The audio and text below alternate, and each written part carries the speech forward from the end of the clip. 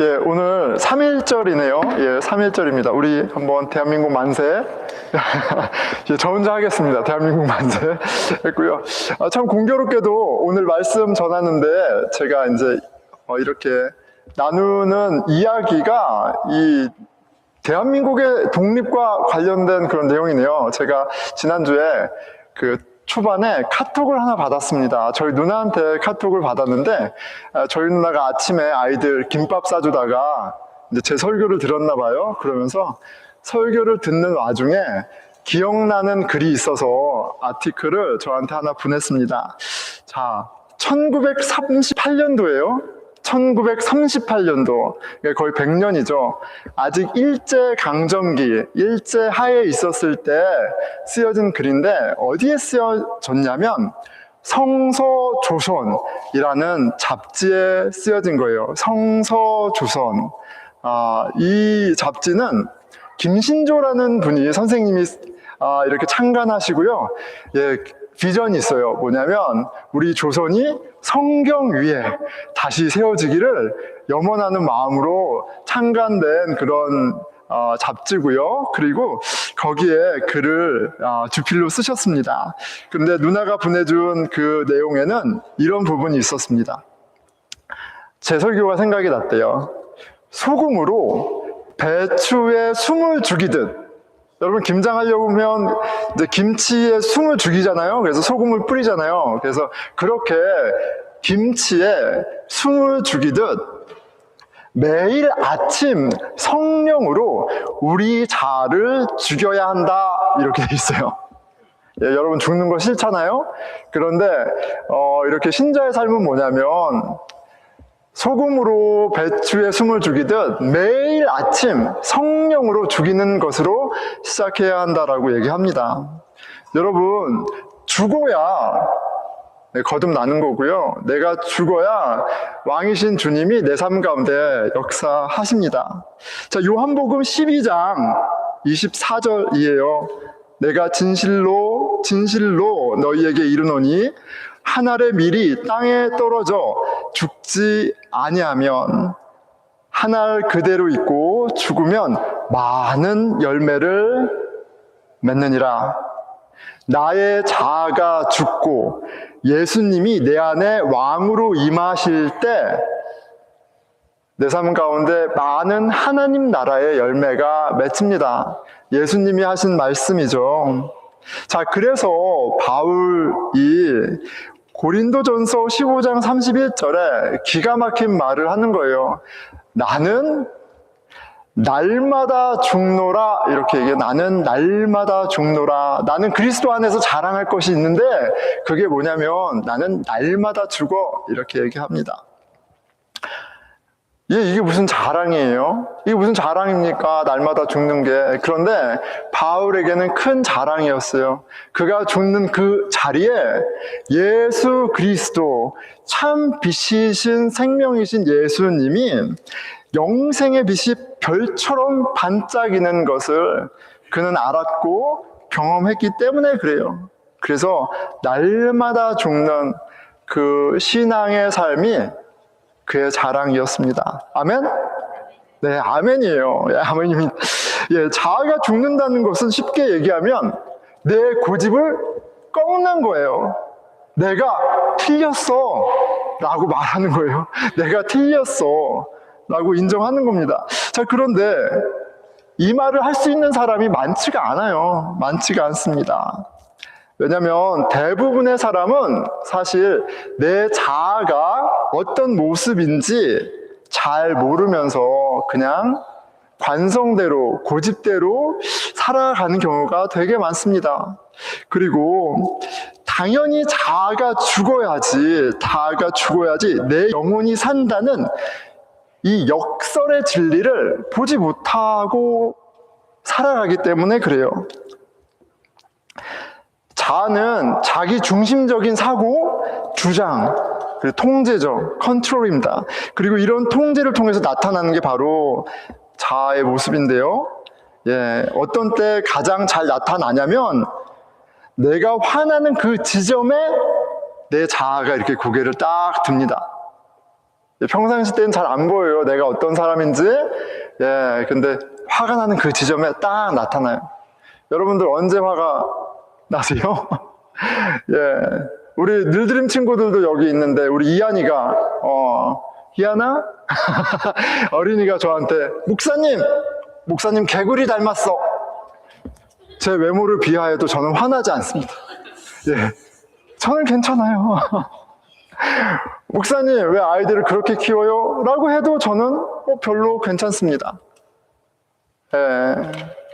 자, 그런데 제가 정말 속 안에서 불이 나는 게 있어요. 뭐냐면 누군가가 우리 교회에 대해서 부정적인 얘기를 할 때 아주 속이 뒤집어집니다. 예, 애써서 웃지만 웃지 않아요. 저는 열불이 납니다. 왜일까요? 제 자아와 우리 교회가 100% 싱크로나이즈 돼 있어요. 예.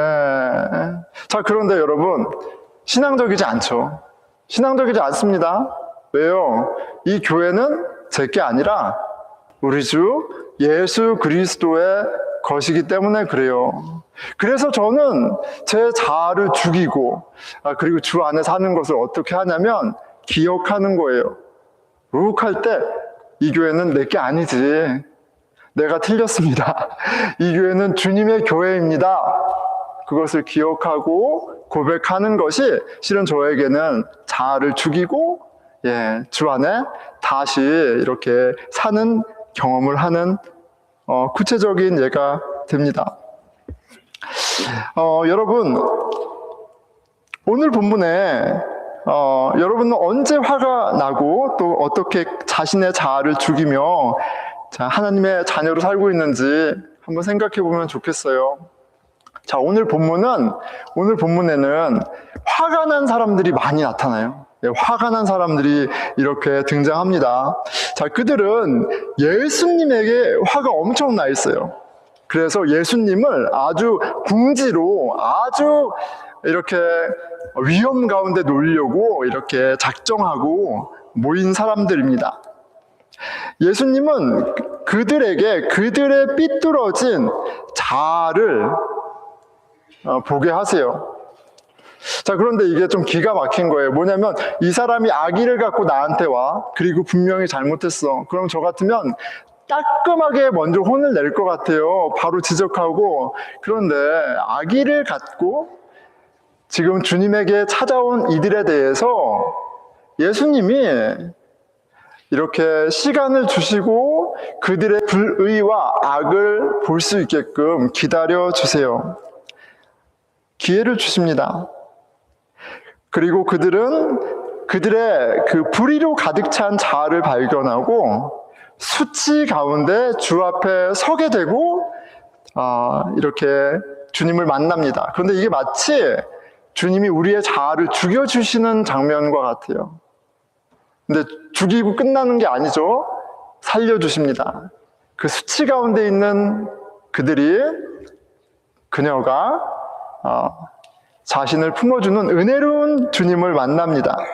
자아가 무너져 버렸고, 그런데 주님은 그 영혼을 품으시고 새롭게 하십니다. 여러분, 자아를 어떻게 죽여요? 어떻게 내가 틀렸다 인정합니까? 됩니까? 안 되죠. 그런데 어떻게 되는 거냐면 주의 은혜로 되는 거예요. 주의 은혜로 죽고 주의 은혜로 사는 겁니다. 주의 은혜로 어둠이 빛이 되고 맹물 같은 인생이 만난 포도주가 되는 거예요. 마른 땅과 같은 내 심령에서 생수의 강이 나오는 겁니다. 자, 오늘 말씀을 통해서 여러분 잘 죽고 잘 사는 은혜의 삶을 배우게 되기를 축원합니다. 아멘. 자, 오늘 본문의 배경이 되는 분위기는 굉장히 험악해요. 예수님은 종교 지도자들을 여러분 같이 말씀을 따라왔으면 보겠지만 정말 화나게 많이 하셨어요. 종교 지도자들이 화나게끔 안식일에 사람들을 치료하시고요. 그리고 그들을 이 부화가 나게 하십니다. 7장 23절이에요. 내가 안식일에 사람의 전신을 건전하게 한 것으로 너희가 내게 노여워하느냐? 예수님이 그 화가 잔뜩 나 있는 사람들을 향해서 얘기하는 거예요. 근데 되게 아이러니하죠. 화를 나게 하신 분은 예수님이세요. 그들이 안식일을 얼마나 철저하게 지키는지 아시는데 그 안식일에 일을 하심으로 그들의 화를 돋구셨던 거예요. 자, 그런데 이런 겁니다. 예수님이 왜 안식일을 어겨요? 막 이런 대화 가운데 뭐라고 하시냐면, 야, 너희들은 안식일의 참뜻도 몰라. 너희들이 아브라함의 자손이라고 하지? 그런데 왜 몰라? 너희들 율법이 그렇게 중요한데 왜 몰라? 이렇게 계속 찌르시는 거예요. 너희들의 신앙은 엉망이야. 너희들이 신학교 나오고 모태신앙? 아무것도 못하는 게 모태신앙이야. 이러면서 막 찌르시는 거예요. 너희들이 알기는 뭘 알아? 모세의 율법 같은 소리 하네. 여러분, 율법 학자, 율법 전문가였던 바리새인들이요, 예수님이 하는 것 보고 대화하면서 피가 거꾸로 솟는 거예요. 내 프로페셔널인데 프로페셔널리즘을 어떻게 하는 겁니다. 모욕이었어요. 그래서 그들이 갖고 있던 예수님에 대한 분노는 너무나 다 이제 사람들이 다 압니다. 죽이기로 작정했다는 것도 사람들이 다 알아요. 사람들은 예수님을 가리켜 이렇게 말했어요. 25절이에요. 7장 25절입니다. 이는 그들이 죽이고자 하는 그 사람이 아니냐? 사람들이 예수님 보고 얘기하는 거예요. 이 예수님은 바로 그들이 바리새인들과 율법학자, 제사장들이 죽이려고 하는 그 사람 아니냐? 그리고 바리새인들이 예수님을 두둔하는 자들을 이렇게 얘기하죠. 49절이에요. 율법을 알지 못하는 이 무리는 저주를 받은 자로다. 안식일을 엉망으로 만드는 그들의 눈에서 율법을 알지 못하는, 율법을 망치는 예수, 그리고 예수를 따르는 자들 저주받을지어다. 이렇게 험악한 말을 합니다. 자, 요지는 배경이 굉장히 험악한 분위기라는 걸 얘기하는 거예요. 배경은 이 사람들이 지금 가늠한 여인을 데리고 오는데 실은 이 가늠한 여인이 주제가 아니에요. 예수님을 어떻게 하면 궁경에 빠뜨릴까? 어떻게 제거할까? 이런 의도와 악의를 품고 모였다라는 사실입니다.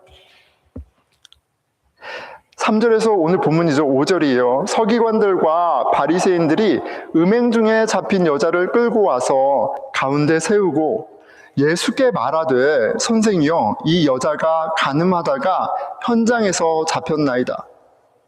모세는 율법에 이러한 여자를 돌로 치라 명령하였거니와 선생님은 어떻게 말하겠나이까? 여러분, 이거는 굉장히 이지 테스트예요. 모세의 율법은 간음한 여인을 돌로 치라고 너무나 클리어하게 스테이트되어 있어요. 이게 무슨 시험입니까? 그런데 시험이죠. 6절에 이렇게 되어 있습니다. 그들이 이렇게 말함은 고발할 조건을 얻고자 하여 예수를 시험함이라 라고 되어 있어요. 자, 이들은 이 간음한 여인에 대해서 심판하는 게 관심 있는 것이 아니라 고발할 조건, 어큐제이션 하기 위한 조건을 만들기 위한 셋업이었어요. 왜 그래요? 당시는 로마 제국에 의해서 통치되고 있던 시대입니다. 캐피탈 퍼니시먼트, 사형은 로마 제국에서만 하는 거예요. 그들이 오소리티가 있어요. 자, 그런데 인더 퍼블릭에서, 공공장소에서 만약에 율법에 따라 죽여야 된다 그러면 이것은 로마 제국의 법을 어기는 거예요. 자, 그런데 예수님이 모세의 법에 따라서 죽이면 안 돼요 라고 얘기하면 그거는 유대인들에게는 이 사람이 선지자가 아닙니다 라는 증거가 되는 거예요. 선지자라면 모세의 율법을 따라야 하는데 만약에 로마 제국이 무서워서 안 한다면 그 선지자가 아닌 거죠. 돌로 치라고 해도 트랩이고 돌로 치지 말라고 해도 트랩이에요. 이런 셋업입니다. 한 방에 보내버리려는 트랩이었어요. 너무나 화가 난 나머지 예수님을, 하나님을 무너뜨리려고 이렇게 질문하고 있습니다. 하나님을 시험하고 있어요. 어떻게 이럴 수 있지? 여러분, 그런데 우리 신앙생활 하면서 하나님께 질문하지요. 질문합니다. 하나님을 부지부식간에 우리가 테스트합니다. 하나님, 왼쪽으로 가야 합니까? 오른쪽으로 가야 합니까? 하나님, 이 여자입니까? 저 여자입니까? 하나님, 이 학교입니까? 저 학교입니까? 이런 질문들을 하지요. 선생은 어떻게 말하겠나이까? 여하간 우리가 하나님에게 질문하는 것이 참 많습니다. 하지만 여러분, 많은 경우에 내가 이미 판단이 이미 내 안에 끝났고, 실은 내가 이미 다 판단했고 다 정해놓고 하나님께 동의를 구하거나 하나님이 내 편이 되기를 원하면서 구한다면 여러분, 무슨 차이가 있겠어요? 정답이 다 정해져 있는 경우가 참 많습니다. 하나님의 뜻 보여주세요, 순종하겠습니다가 아니라 무조건적인 동의와 지지를 요구할 때가 참 많죠. 하나님의 뜻과 전혀 상관없는 것을 질문하면서 하나님을 시험하는 거 아니냐는 거예요. 하나님 선한 분이라면서요. 하나님 의롭다면서요. 그러면 이거는 저거는. 저에게 10학년 딸이 있죠. 이제 대학을 준비하고 있습니다. 기도합니다. 그런데 여러분, 제 딸이 이 학교를 가든 저 학교를 가든 사실 하나님하고 그게 무슨 상관이 있습니까? 상관없어요. 하나님하고 뜻하고 상관없습니다. 하나님이 성경을 통해서 우리에게 가르쳐 주신 굉장히 클리어한 뜻은 뭐냐면 하나님의 자녀로 사는 거예요.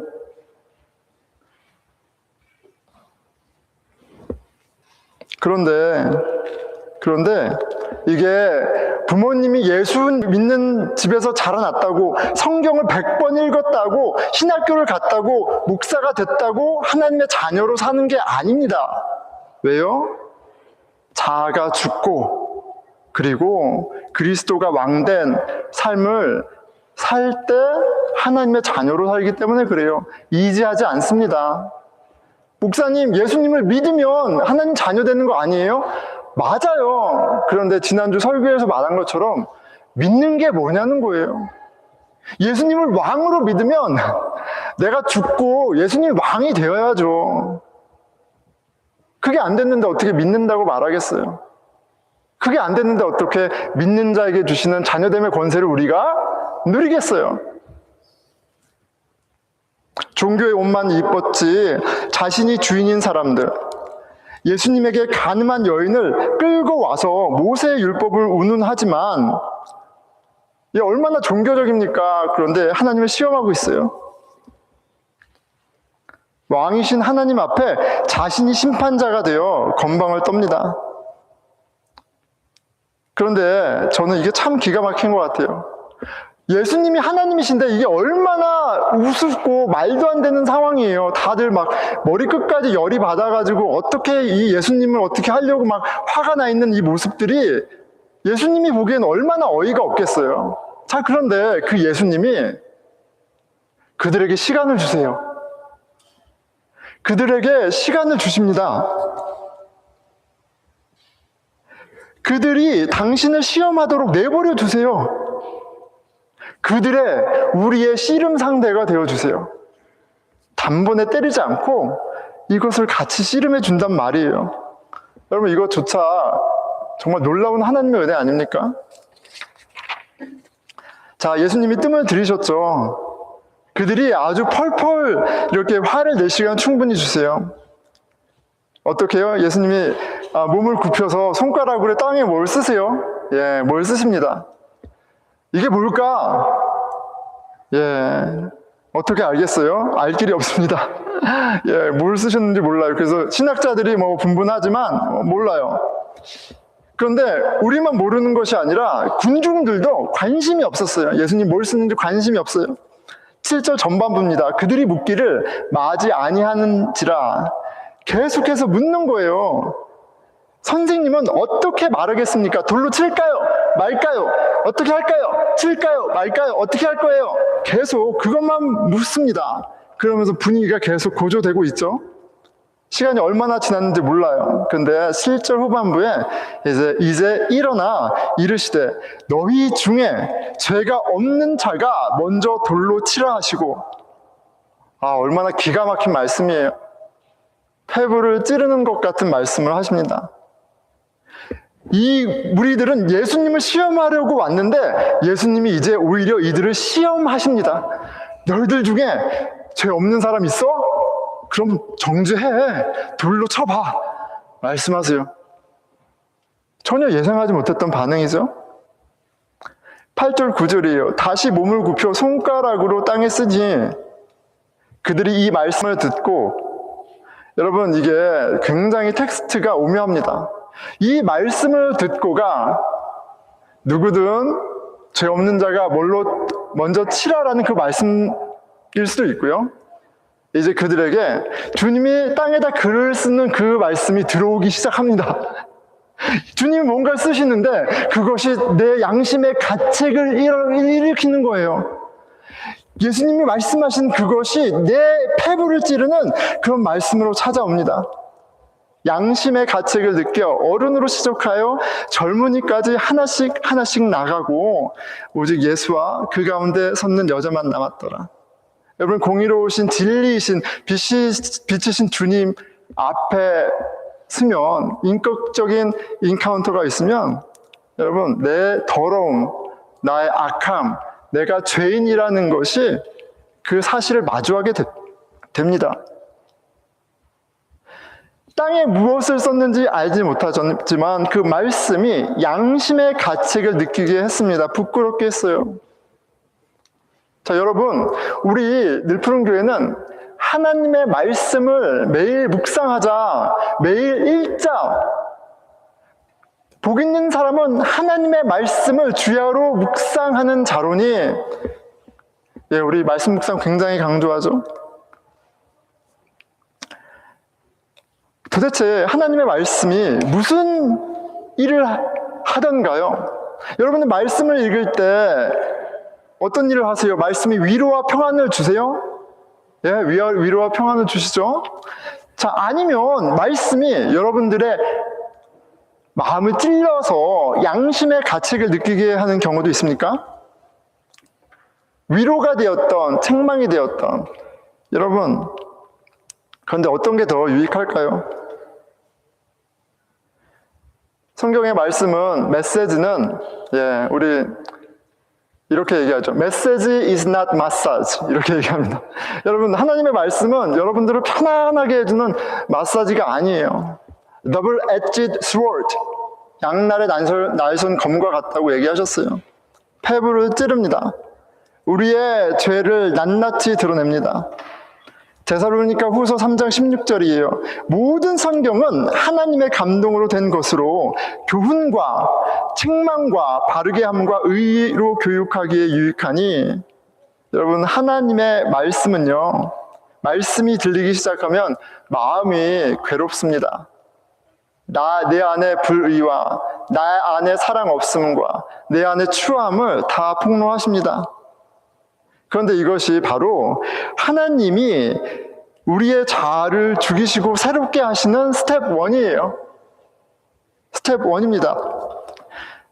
3장 16절 이어서 17절에 이렇게 얘기하세요. 이는 하나님의 사람으로 온전하게 하며 책망하고 바르게 하고 교훈해서, 그래서 우리를 이렇게 하는 게 아니라 이 프로세스를 통해서, 이 스텝 1을 통해서 우리를 온전하게 하신대요.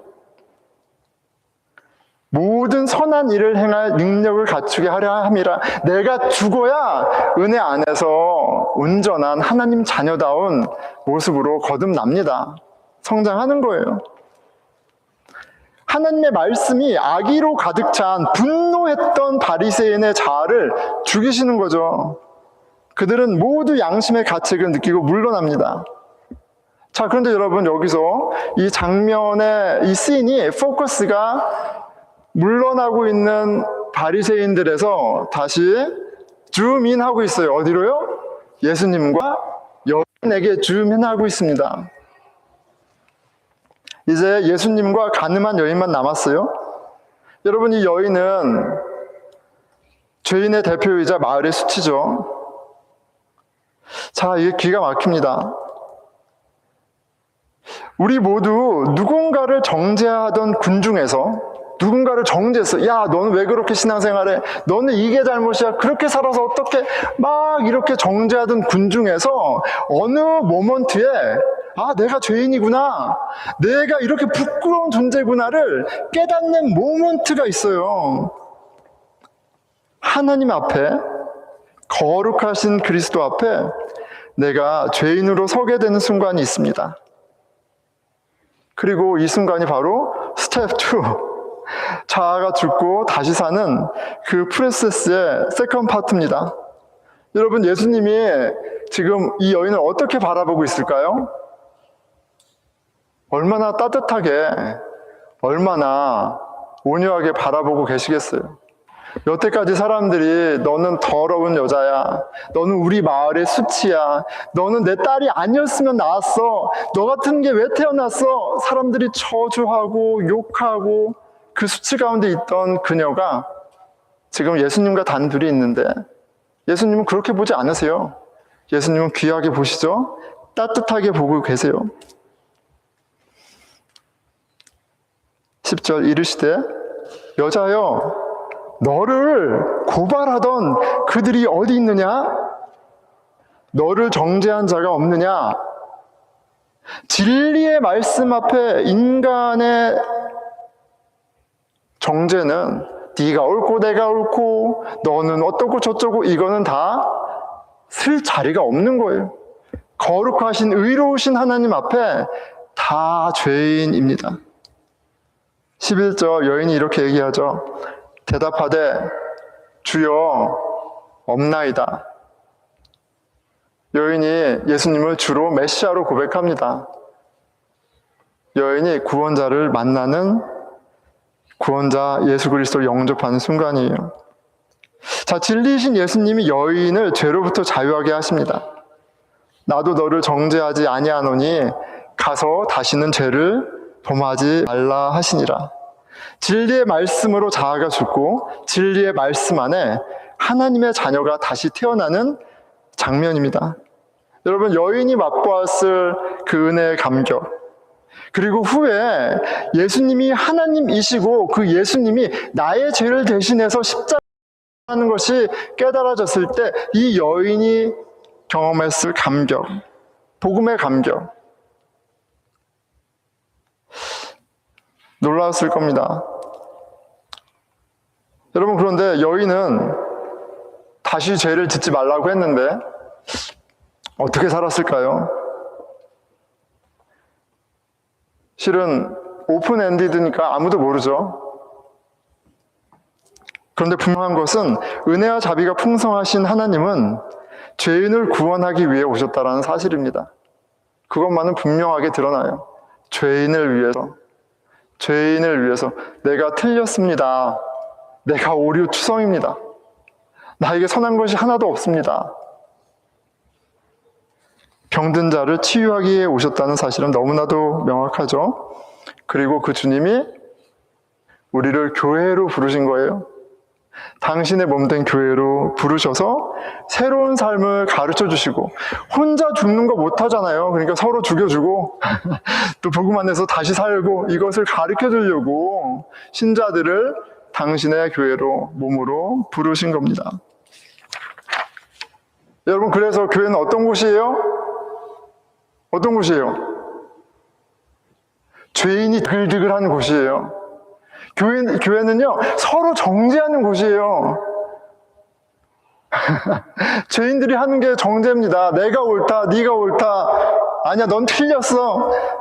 자신이 왕이 되어 감히 하나님을 심판하고 시험하는 사람들로 드글거리는 곳이 교회입니다. 서로를 정죄하고 심판하는 소리로 아우성됩니다. 자, 그런데 여러분, 관점을 좀 바꾸세요. 그게 정상이에요.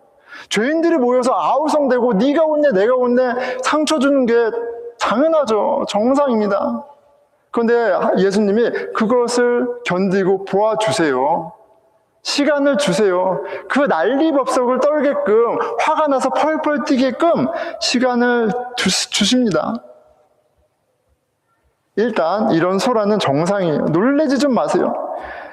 하나님의 말씀과 하나님께 기도하고, 그리고 교회 공동체 안에서 소음은 아주 당연하고 심지어 건강한 겁니다. 예, 건강한 거예요. 우리가 주 안에 있다면, 우리가 함께 말씀을 보고 있다면, 우리가 함께 기도하고 있다면, 우리가 복음 안에 씨름하고 있다면 그 모먼트가 찾아와요. 어떤 모먼트예요? 진리의 말씀으로 우리의 불의를 들추시는 때가 옵니다. 우리의 죄를 대면하게 하세요. 죄가 없는 자가 먼저 돌로 치라 하는 게 나를 향한 음성인 것이 들리는 그 모먼트가 옵니다. 때가 와요. 하나님의 말씀을 읽고 기도할 때 여러분, 용서하게 해주세요 라고 해서 용서가 됩니까? 주님, 제가 용서받을 수 없는 죄인이었군요. 나를 이렇게 용서하셨군요. 이게 돼야 용서가 되죠. 내가 죄인임을 보게 하십니다. 너희 중에 죄가 없는 자가 먼저 돌로 치라. 죄인의 정죄를, 나의 정죄를 부끄럽게 하십니다. 하나님 말씀을 묵상할 때 우리 마음 가운데 벌어지는 첫 번째 기적은 자아 중심성이라는 뿌리 깊은 죄에 대한 자각이에요. 아, 나는 정말 진리에 대해 무지하고 무식했구나. 내가 이렇게 성질을 박박 냈던 것은 내가 진리에 대해서 무지하고 하나님을 인정하지 않아서 그랬구나. 목에 핏대를 올리고 눈에 불을 켜고 힘주어 돌을 들고 간음한 여인을 치려고 했던 내가 사실 바로 그 간음한 죄인이라는 사실을 여러분 발견하게 하세요. 그리고 마음을 낮추십니다. 내 자아를 팍 죽이세요. 유레카인 거예요. 주님이 내 앞에 서 계십니다. 나는 실은 내가 돌 맞아 마땅한데, 하나님의 법 앞에 심판받아 마땅한데, 그 심판자인 주님이 은혜의 모습으로 지금 내 옆에 계세요. 자, 이게 세컨드 스텝이에요. 내가 잘 죽고 잘 사는 두 번째 스텝입니다. 그 기적은 뭐예요? 은혜에 대한 깨달음이에요. 엄마 아빠가 얘기했던 은혜 말고 나 같은 죄인을 위해서 오신 하나님의 아들, 그분이 나를 대신해 죽으신 그 십자가 부활이 믿겨지는, 거기서 오는 은혜에 대한 자각입니다. 주님이 나의 허물을 너무나 잘 아시는데, 내가 죄인 중에 죄인이고 위선자인 걸 아시는데 어떻게 하세요? 나도 너를 정죄하지 않아. 나도 너를 정죄하지 않아.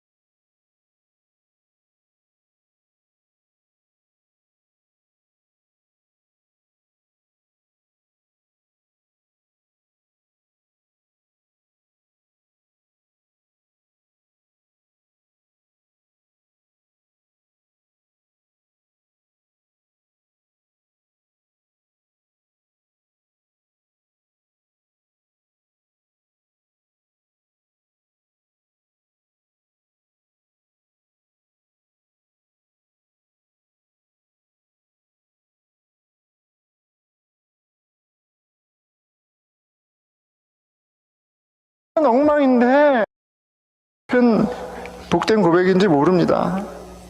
여러분, 지난주에 목사님들 모임이 있어서 제가 교회를 갔습니다. 내일 우리 정기 노예를 저희 교회에서 하는데, 이 노예를 준비하기 위해서 한 교회에서 소집이 돼서 저희가 이제 오라고 출석하라고 얘기가 있었어요. 근데 그 교회가 보스턴 장로교회예요. 보스턴 장로교회에서 회의가 있었습니다. 이 목사님, 보스턴 장로교회를 오세요. 마음이 쉽지 않아요. 쉽지 않아요. 제가 보스턴 장로교회를 갔습니다. 쉽지 않았던 이유가 있어요. 갔는데 교회에 전교인 명부가 딱 있어요. 보드에 전교인 명부가 있습니다. 자, 여기는 누가 있나? 친숙한 이름들이 있습니다. 친숙한 이름들이 쫙 있어요. 보고 싶지 않은데 보게 돼. 친숙한 이름들을 쫙 봅니다. 이름을 쭉 쓱 보는데, 과거에 우리 교회에서 함께 신앙생활 하다 그 교회로 가신 분들 이름이 눈에 들어오죠. 여러분, 마음이 내가 이걸 볼 줄 알았는데 봅니다. 마음이 아프죠. 아쉬움과 미안함도 있는데, 저는 더 솔직한 심정은 뭔지 아세요?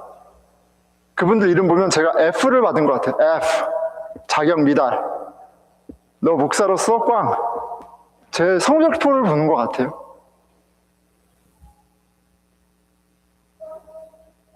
자존심이 팍 상합니다. 그런데 그날 성령님의 은혜로 제가 숨이 잘 죽어 있었어요. 은혜가 있었던 거죠. 예배당에서 잠시 쉬는 시간에 기도하는데 이런 기도가 나오는 거죠. 하나님, 당신이 선한 길로 당신의 양을 인도하셨습니다. 기도하고 축복하면서 나오는 거예요. 나는 죽고 주 안에서 다시 사는 겁니다. 서로 정죄하고 싸우고 치고 볶아도 주 안에 있으면 주님이 가장 선한 길로 인도하십니다. 그리고 자아가 잘 죽는 자의 자유를, 그 하나님 자녀의 복을 누리게 하시는 거예요.